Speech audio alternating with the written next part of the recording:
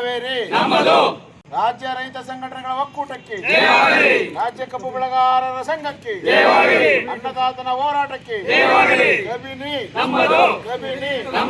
ಕಾವೇರಿ ಕಬಿನಿ ರೈತರ ಹೋರಾಟಕ್ಕೆ, ಕಬಿನಿ ಭಾಗದ ರೈತರ ಹೋರಾಟಕ್ಕೆ,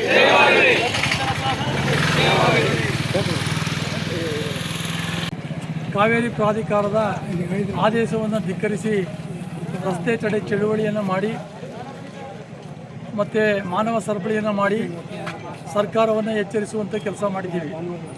ಅದರ ಜೊತೆಗೆ ಕಬಿನಿ ಜಲಾಶಯ ಭರ್ತಿಯಾಗುವಂಥ ಸಂದರ್ಭದಲ್ಲಿ ಮೊದಲು ಈ ಭಾಗದ ಅಚ್ಚುಕಟ್ಟು ಭಾಗದ ರೈತರನ್ನು ಹಿತಾಸಕ್ತಿಯನ್ನು ಕಾಪಾಡಬೇಕು. ಈ ಭಾಗದ ರೈತರು ಕೆರೆ ಕಟ್ಟೆಗಳು ತುಂಬಿಸಬೇಕು. ದನ ಕರುಗಳಿಗೆ ಕುಡಿಯಲಿಕ್ಕೆ ನೀರಿಲ್ಲ, ಮೇವಿಲ್ಲ, ರೈತರು ಭಾಳ ಸಂಕಷ್ಟದಲ್ಲಿದ್ದಾರೆ ಅನ್ನುವಂಥ ಒತ್ತಾಯವನ್ನು ಕೂಡ ಸರ್ಕಾರಕ್ಕೆ ಮಾಡಿದ್ವಿ.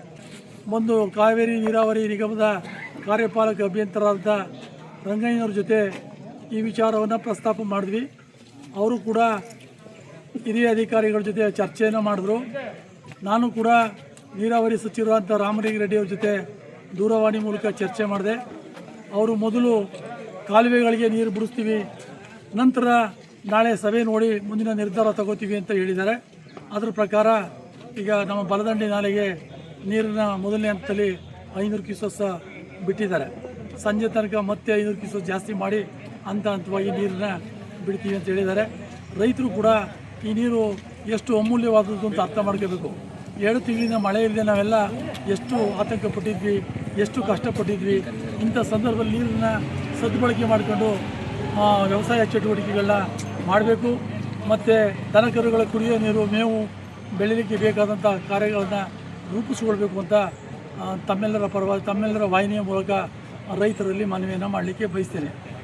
ರಾಜ್ಯ ಸರ್ಕಾರ ನಾಳೆ ಕರೆದಿರತಕ್ಕಂಥ ಸರ್ವಪಕ್ಷಗಳ ಸಭೆಗೆ ರೈತರ ಮುಖಂಡರನ್ನ ನಿರ್ಲಕ್ಷ್ಯ ಮಾಡಿದ್ದಾರೆ.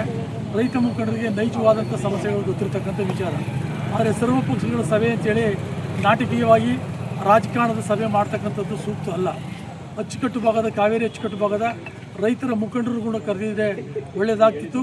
ಇನ್ನೂ ಸಮಯಾವಕಾಶ ಇದೆ. ಮುಖ್ಯಮಂತ್ರಿಗಳು ಈ ಬಗ್ಗೆ ನಿರ್ಧಾರವನ್ನು ಕೈಗೊಂಡ್ರೆ ಭಾಳಷ್ಟು ವಿಚಾರಗಳನ್ನ ನಾವು ಹೇಳ್ಬೋದು. ನಾಲೆಗಳಿಗೆ ನೀರನ್ನು ಬಿಟ್ಟಿದ್ದಾರೆ, ರೈತರು ಸದ್ಬಳಕೆ ಮಾಡ್ಕೊಳ್ಳಿ ಅಂತ ತಮ್ಮೆಲ್ಲರ ಪರವಾಗಿ ಮನವಿಯನ್ನು ಮಾಡಲಿಕ್ಕೆ ಬಯಸ್ತೀನಿ. ಮ್ಯಾಕ್ಸಿಮಮ್ ಲೆವೆಲ್ 2284 ಅಡಿ ಇದ್ದು, ಕಳೆದ ತಿಂಗಳಲ್ಲಿ 2252 ಅಡಿಯಷ್ಟು ಮಟ್ಟದಲ್ಲಿತ್ತು. ಪ್ರಸ್ತುತ ಇವಾಗ ವಯನಾಡು ಪ್ರದೇಶದಲ್ಲಿ ಮಳೆ ಆಗ್ತಿರೋದ್ರಿಂದ, ಉತ್ತಮ ಮಳೆ ಆಗ್ತಿರೋದ್ರಿಂದ ಇನ್ಫ್ಲೋ 15,000 ರಿಂದ 16,000 ಆಗ್ತಾಯಿದ್ದು, ಈ ಪ್ರಸ್ತುತ ಮಟ್ಟ ನಮ್ಮ 2281 ಅಡಿಗೆ ತಲುಪ್ತಾ ಇದೆ. ಆದ್ದರಿಂದ ನಮ್ಮ ಜಲಾಶಯದ ಸೆಕ್ಯೂರಿಟಿ ಇದರಿಂದ 4,000 ಅಷ್ಟು 4,000ರಿಂದ 10,000ವರೆಗೆ ಹೊರ ಹರಿವಿನ ಪ್ರಮಾಣವನ್ನು ಮಾಡಿಕೊಳ್ತಿದ್ದೀವಿ.